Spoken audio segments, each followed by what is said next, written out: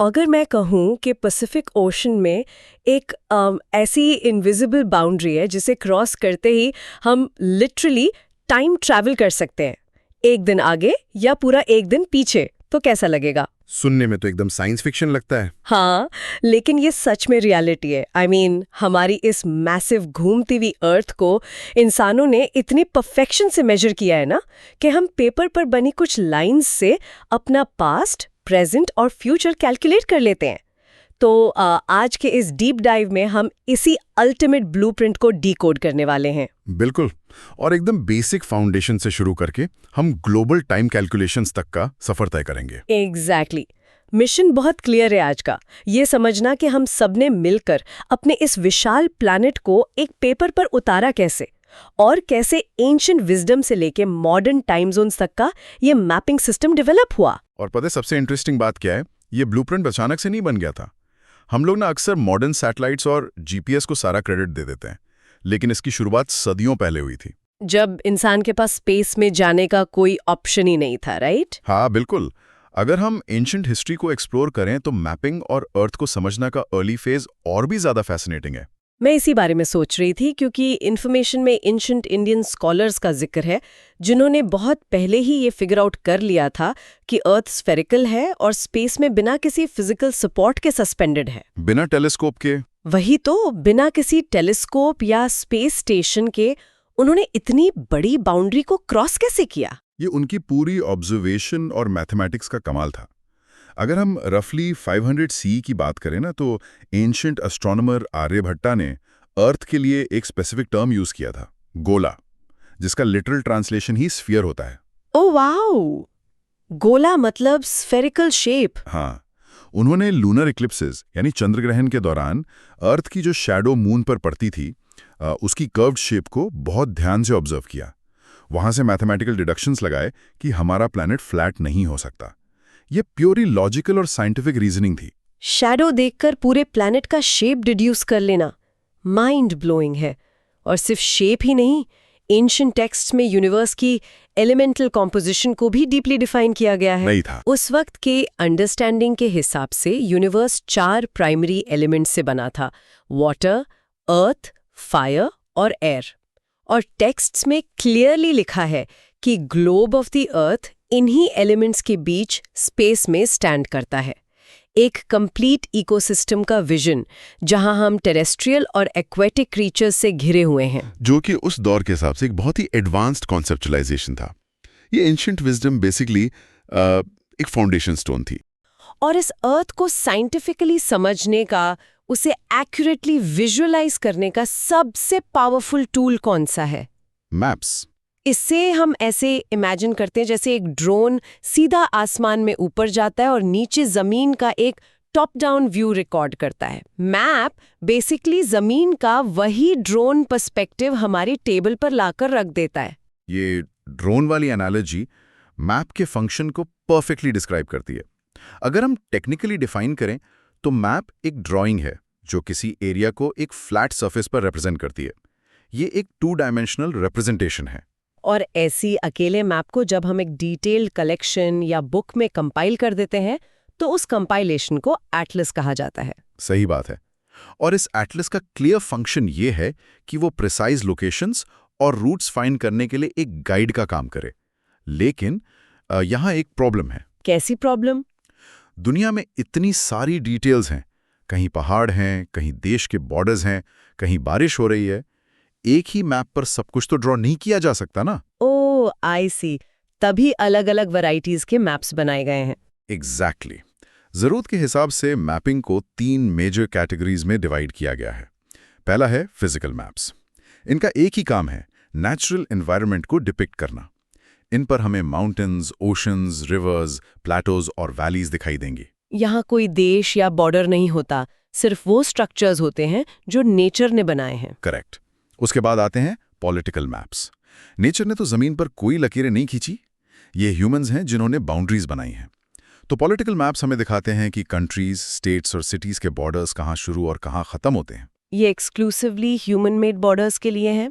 और तीसरी वैरायटी होती है थीमैटिक मैप्स, जैसे नाम से पता चलता है ये किसी स्पेसिफिक थीम या डेटा सेट पर फोकस करते हैं। बिल्कुल। जैसे अगर एक रिसर्चर को ये देखना है कि इंडिया में रेनफॉल यानी बारिश का पैटर्न कैसा है या फॉरेस्ट कवर कहाँ घना है, तो वो फिजिकल या पॉलिटिकल मैप नहीं देखेगा, वो रेनफॉल का थीमेटिक मैप देखेगा जिसमें कलर्स के थ्रू डेटा हाईलाइट किया गया होगा।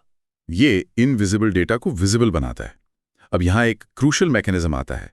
चाहे फिजिकल मैप हो या थीमेटिक, उस मैप को एक रिलायबल टूल बनने के लिए 3 मेन कंपोनेंट्स की जरूरत होती है। अगर इन 3 पिलर्स में से एक भी मिस हो गया तो वो मैप नहीं, सिर्फ एक रफ स्केच बनकर रह जाएगा। और ये 3 कंपोनेंट्स हैं डिस्टेंस, डायरेक्शन और सिंबल्स। ये बहुत ही इंटरेस्टिंग पजल है। तो चलिए पहले कंपोनेंट पर आते हैं जो है डिस्टेंस, और इसमें स्केल का कॉन्सेप्ट आता है। मेरा सवाल ये है कि कश्मीर से कन्याकुमारी तक का डिस्टेंस लगभग 3000 किलोमीटर है। उसे एक 30 सेंटीमीटर के पेपर पर हम फिट कैसे कर देते हैं बिना प्रोपोर्शंस खराब किए? उस प्रॉब्लम को सॉल्व करने का मैथमेटिकल टूल है स्केल। मैप पर स्केल एक फिक्स्ड रेशियो होता है। ये रेशियो मैप पर बनाई गई छोटी डिस्टेंस और ग्राउंड पर एक्चुअल डिस्टेंस के बीच का कनेक्शन है। मतलब हमने एक तरह से रियलिटी को प्रोपोर्शनली जूम आउट कर दिया। जैसे स्केल पर डिक्लेयर कर दिया कि मैप पर अगर 2 सिटीज के बीच 1 सेंटीमीटर की दूरी है तो रियल लाइफ में वो 500 किलोमीटर के बराबर होगी। एग्जैक्टली। इस ट्रिक से हम मैसिव जियोग्राफिक रीजन्स को परफेक्टली एक पेपर पर श्रिंक कर देते हैं। लेकिन सिर्फ डिस्टेंस श्रिंक करने से काम नहीं चलेगा। अब आते हैं दूसरे कंपोनेंट पर, जो है डायरेक्शन। क्योंकि अगर मुझे पता है कि यहाँ से ट्रेजर 500 किलोमीटर दूर है, पर किस तरफ है वो ही नहीं पता, तो डिस्टेंस यूजलेस है। सही पकड़ा। इसके लिए मैपिंग में कार्डिनल डायरेक्शंस एस्टैब्लिश की गई, नॉर्थ, ईस्ट, साउथ और वेस्ट। और प्रिसिजन बढ़ाने के लिए इनके बीच के जोन्स को इंटरमीडिएट डायरेक्शंस बनाया गया, जैसे नॉर्थ ईस्ट, साउथ वेस्ट और नॉर्थ वेस्ट। लेकिन यहाँ एक ऑब्जर्वेशन है मेरी। हर मैप के अपर राइट कॉर्नर में हमेशा एक एरो होता है जो एन यानी नॉर्थ की तरफ पॉइंट करता है। ऐसा स्टैंडर्डाइज रूल क्यों है? ये स्टैंडर्डाइजेशन क्लैरिटी के लिए बहुत जरूरी था। हिस्टोरिकली देखा जाए तो अलग अलग कल्चर्स मैप्स के टॉप पर अलग डायरेक्शंस रखते थे, लेकिन ग्लोबली जब मैग्नेटिक कंपास का यूज कॉमन हुआ, जो नेचुरली मैग्नेटिक नॉर्थ को पॉइंट करता है, तो कार्टोग्राफी में नॉर्थ को टॉप डायरेक्शन मानना एक यूनिवर्सल स्टैंडर्ड रूल बन गया। ओ, तो एक बार मैप पर नॉर्थ मिल गया तो बाकी सारी डायरेक्शंस ऑटोमेटिकली कैलकुलेट हो जाती हैं। Makes total sense. अब आते हैं तीसरे कंपोनेंट पर, सिंबल्स। पेपर पर स्पेस बहुत लिमिटेड होता है। अगर मैप पर एक पूरा डिटेल हॉस्पिटल, रेलवे ट्रैक या ब्रिज ड्रॉ करने लगे तो बाकी मैप तो ब्लॉक हो जाएगा ना। बिल्कुल। तो इन रियल वर्ल्ड फीचर्स को कंजेस्टेड स्पेस में फिट कैसे करते हैं हम? उस विजुअल क्लटर को क्लियर करने के लिए हम स्टैंडर्डाइज्ड आइकन्स और यूनिवर्सल कलर कोड्स का यूज करते हैं। ये ऐसे सिंबल्स हैं जो लैंग्वेज बैरियर्स को क्रॉस कर जाते हैं। पूरी दुनिया में मैप देखते वक्त blue colour specifically water bodies यानी रिवर्स और ओशंस के लिए असाइन किया गया है। Green colour automatically trees, plains और फॉरेस्ट को रिप्रेजेंट करता है। और बिल्डिंग्स को दिखाने के लिए हमने स्पेसिफिक छोटे मिनिमलिस्ट आइकन्स डेवलप कर लिए, जैसे रेड प्लस का साइन हॉस्पिटल के लिए। लेकिन इंडिया के कॉन्टेक्स्ट में अगर कोई चाहे कि उसका मैप अलग कलर्स और सिंबल्स यूज करे, तो क्या ऐसा कर सकते हैं या इसका कोई ऑफिशियल रूल बुक है? देश के मैपिंग में ऐसी इनकंसिस्टेंसी बहुत बड़ा कंफ्यूजन क्रिएट कर सकती है, स्पेशली डिफेंस और अर्बन प्लानिंग में। इसीलिए इंडिया में एक डेडिकेटेड गवर्नमेंट अथॉरिटी है जिसे सर्वे ऑफ इंडिया कहते हैं। ये बॉडी स्ट्रिक्टली इंडियन मैप्स के लिए स्टैंडर्ड सिंबल्स, कलर्स और टोपोग्राफिक रूल्स फिक्स करती है ताकि एक यूनिफॉर्म लैंग्वेज सेट हो सके। ओके, तो डिस्टेंस यानी स्केल, डायरेक्शन यानी नॉर्थ और सिंबल्स, इन तीनों एलिमेंट्स से हमारा सॉलिड मैप तैयार हो गया। लेकिन मेरे दिमाग में एक फंडामेंटल डाउट घूम रहा है कब से। हाँ बोलिए। अगर हमारी अर्थ रियलिटी में एक स्फीयर है, बल्कि पोल्स पर थोड़ी फ्लैट, जिसे उबलेट स्फीयरॉइड कहते हैं, तो हम इस 3D प्लैनेट को एक परफेक्टली 2D फ्लैट पेपर पर ड्रॉ कैसे कर लेते हैं? कहीं ना कहीं कुछ ना कुछ तो गलत होता ही होगा ना। आपने मैप मेकिंग की सबसे बड़ी साइंटिफिक प्रॉब्लम पकड़ ली है, जिसे हम डिस्टॉर्शन कहते हैं। कोई भी फ्लैट मैप 100% एक्यूरेट प्रोपोर्शन नहीं दिखा सकता। एक 3D स्फेरिकल ज्योमेट्री को 2D सरफेस पर मैथमेटिकली अनरोल करना लिटरली इम्पॉसिबल है, बिना शेप्स और साइजेस को बेंड किए। इसको समझने के लिए चलिए दी ऑरेंज पील एनालॉजी का यूज करते हैं। इमेजिन करिए एक संतरा यानी ऑरेंज है। संतरा अर्थ की तरह गोल है। अब उसके छिलके को केयरफुली पूरा निकालते हैं। अब कोशिश करके देखिए उस छिलके को किसी टेबल पर एकदम परफेक्टली स्प्रेड करने की। क्या होगा? फट जाएगा वो। एग्जैक्टली उसके एजेस फटने लगेंगे, उसमें गैप्स आ जाएंगे और अगर फोर्स करके फ्लैट करेंगे तो छिलका स्ट्रेच होके डिस्टॉर्ट हो जाएगा। मैप मेकर्स इसी छिलके को यानी अर्थ की सरफेस को मैथमेटिकल स्ट्रेचेस के जरिए फ्लैट पेपर पर उतारते हैं। और इसी स्ट्रेचिंग की वजह से फ्लैट मैप्स में एरर आता है, खासकर पोल्स के आसपास के एरियाज में। पर अगर हमें कोई स्ट्रेचिंग या डिस्टॉर्शन नहीं चाहिए तो क्या करें? अगर हमें शेप्स, एंगल्स और डिस्टेंसेस एकदम ट्रू और प्रोपोर्शनल देखने हैं तो हम मैप फेल हो जाता है। वहां हमें जरूरत पड़ती है ग्लोब की। ग्लोब बेसिकली हमारे प्लैनेट का most accurate undistorted 3D spherical model है। ठीक है, पर अगर ग्लोब इतना परफेक्टली एक्यूरेट है तो हम फिर मैप्स और एटलस को इतना यूज क्यों करते हैं? हर कोई ग्लोब ही क्यों नहीं यूज करता? ये प्रैक्टिकल यूटिलिटी का एक ट्रेड ऑफ है। ग्लोब और एटलस दोनों की अपनी यूनिक स्ट्रेंथ्स और क्लियर डिफरेंसेस हैं। ग्लोब एक 3D मॉडल है जो पूरी अर्थ को एक साथ एक्यूरेटली दिखाता है, लेकिन इसकी सबसे बड़ी प्रॉब्लम है स्केल। स्केल मतलब साइज का इशू? हाँ, आप एक ग्लोब पर अपने शहर की स्ट्रीट्स या लोकल मार्केट ड्रॉ नहीं कर सकते, क्योंकि उसकी जूम इन कैपेसिटी वर्चुअली 0 होती है। वो माइक्रो डिटेल्स नहीं दे सकता। और वहीं पर एटलस पिक्चर में आती है। एटलस जो फ्लैट मैप्स का 2D कलेक्शन है, उसमें डिस्टॉर्शन के बावजूद उसकी सबसे बड़ी स्ट्रेंथ डिटेल होती है। एटलस किसी एक स्पेसिफिक छोटे रीजन, स्टेट या डिस्ट्रिक्ट पर इंटेंसली फोकस कर सकती है।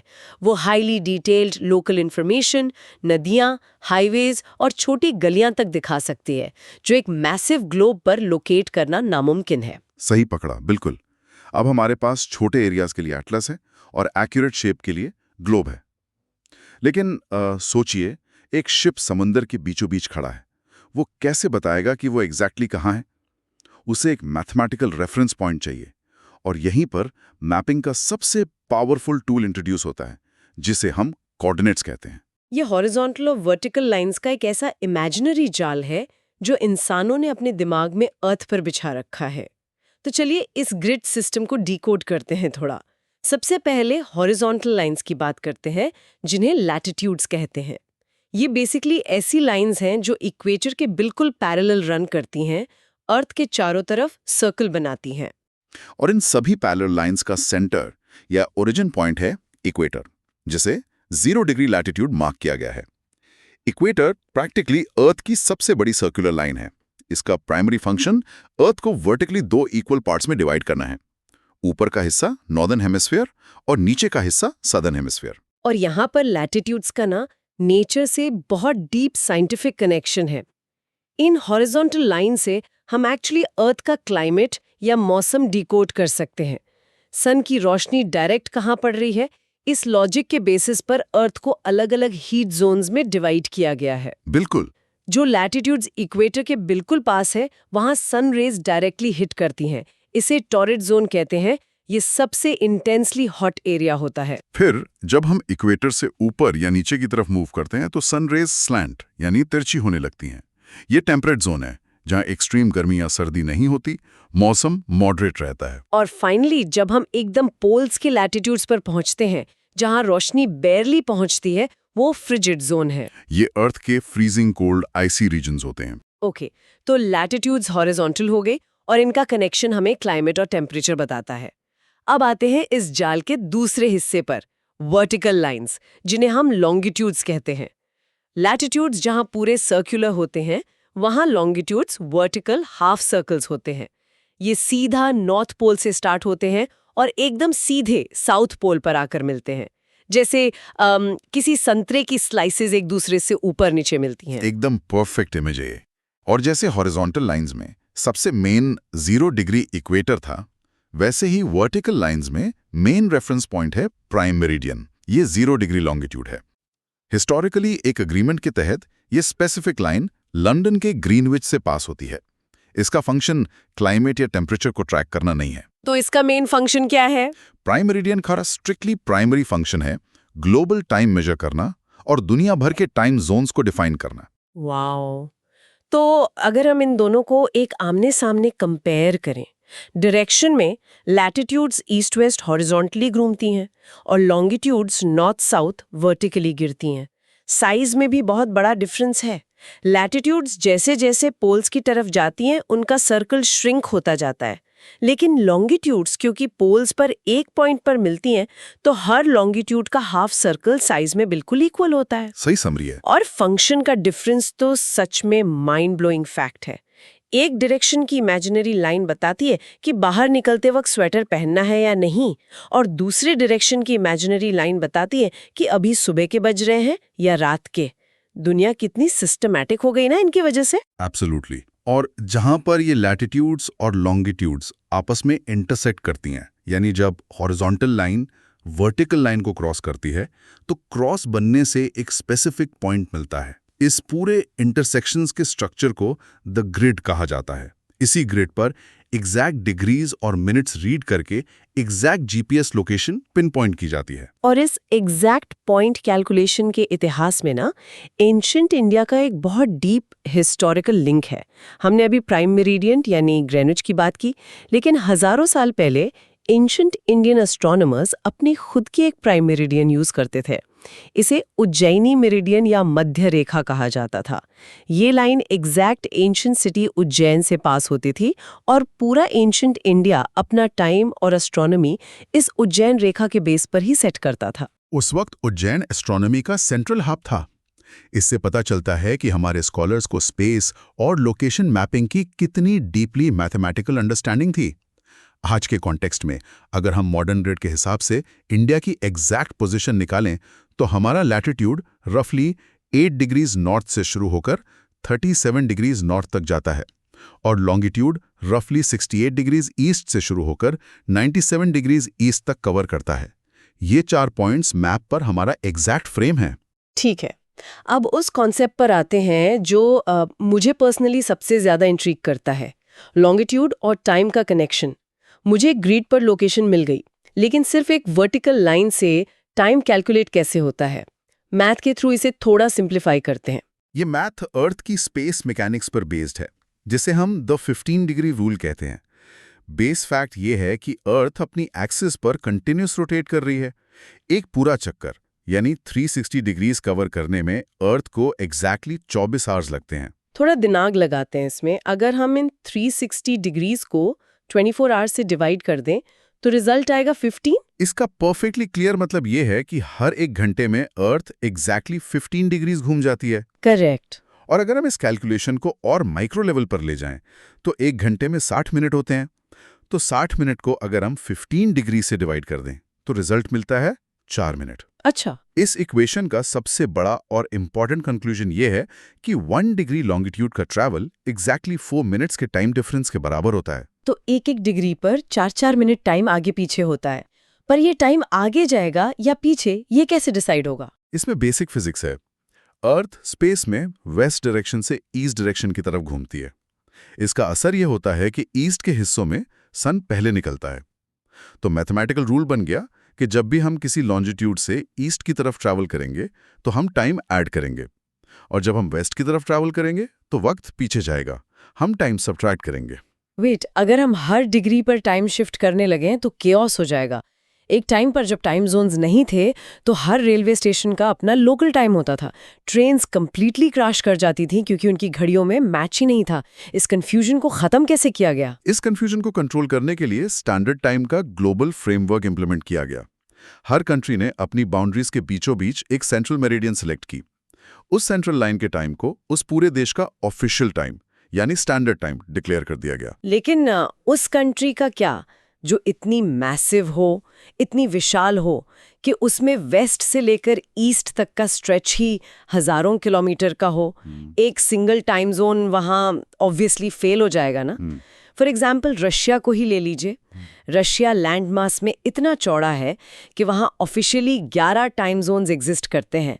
मतलब जब मॉस्को में लोग सुबह की चाय पी रहे होते हैं तो व्लादिवोस्टॉक में लोग डिनर करके सो रहे होते हैं। एक ही देश में अलग अलग दुनिया। और इसके बिल्कुल ऑपोजिट हमारा इंडिया एक यूनिफाइड मॉडल फॉलो करता है। हमने अपने देश के सेंटर मेरिडियन, जो कि 82.5 डिग्रीज ईस्ट है, उसके टाइम को स्टैंडर्ड मान लिया है, जैसे हम इंडियन स्टैंडर्ड टाइम या IST कहते हैं। पूरे देश की घड़ियां सिर्फ इस एक स्टैंडर्ड के हिसाब से चलती हैं। और क्योंकि हम ग्रीनविच के ईस्ट में हैं तो ऐड करने का रूल लगता है।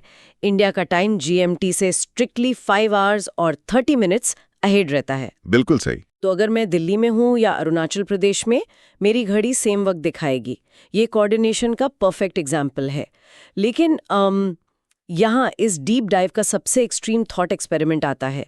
अगर 1 डिग्री क्रॉस करने पर 4 मिनट चेंज होते हैं और मैं कंटिन्यूअसली वेस्ट की तरफ ट्रैवल करती ही रहूं, तो आखिर में जब मैं 24 घंटे पीछे हो जाऊंगी तब क्या होगा? डेट तो वैसे का वैसा नहीं रह सकता ना। और यहीं इंट्रोडक्शन होती है इंटरनेशनल डेट लाइन की, एक बहुत ही स्पेशल बाउंड्री। ये लाइन पैसिफिक ओशन के बीचों बीच ड्रॉ की गई है।